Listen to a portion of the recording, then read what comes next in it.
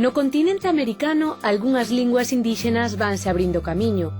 7 acaban de ser recoñecidas na provincia canadiana de Manitoba, 5 en Perú, o quechua, o aimará, o uro, o cuye e mailomuchic. En Takuru, no Mato Grosso brasileiro, xa é oficial o guaraní. Ecuador estuda un proxecto de lei orgánica para respaldar o estudo, conservación e normalización dos seus idiomas ancestrais. Estados Unidos é un exemplo de que a natureza sempre derrota as políticas uniformizadoras. A Oficina do Censo acaba de informar de que nos Estados Unidos, ademais do inglés, fálanse no ámbito familiar outras 303 linguas, 134 indígenas, pero 19 africanas, 30 asiáticas, 39 das illas do Pacífico e 12 do Índico. É dicir que, perdidas algunhas indígenas, viñeron de fora outras, ata 303. E agora tamén se sabe que se duplicou nos últimos 30 anos o número de persoas que na casa falan unha lingua distinta do inglés. En Asia, Singapur acaba de optar polo ensino das linguas maternas como característica fundamental do seu sistema educativo. A mesma decisión vén de tomala o goberno de Angola, ampliando o ensino da lingua Umbundu na provincia de Huambo. E o goberno de Sri Lanka decretou que todos os empregados públicos deben ser trilingües, é dicir, deben saber expresarse en cingalés, tamil e inglés.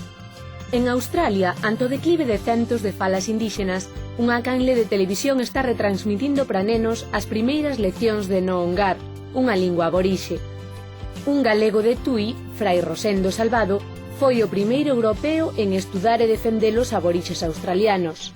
Por último, o bretón Emmanuel Lemerlu, presidente da Asociación Unidos na Diversidade Lingüística, decidiu facer unha volta a Europa en bicicleta para en 18.000 kilómetros visitar e coñecer 60 minorías lingüísticas europeas en 24 países.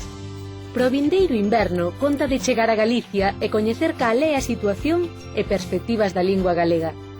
60 linguas en 24 países. Isto é Europa. Ben falado. Animal anfibio parecido ao sapo. O arranco. Se non quedan moitos, quedarán Pouco. época do ano na que caen as follas das árbores. O outono. Ves como sabes? Como acaban de ver polas noticias que nos chegan dos 5 continentes, moitos povos acadan vitorias na defensa das súas linguas. Poden ser vitorias grandes ou pequenas, pero indiscutiblemente hoxe son menos os povos que baixan as orellas. Cada vez son máis as linguas pequenas que lle falan ti por ti as linguas grandes. E por qué? Pois porque todos os seres humanos somos iguais en dignidade. Nada xustifica que fagamos de menos alguén pola lingua que fala. Falemos a lingua que falemos. Todos somos uns.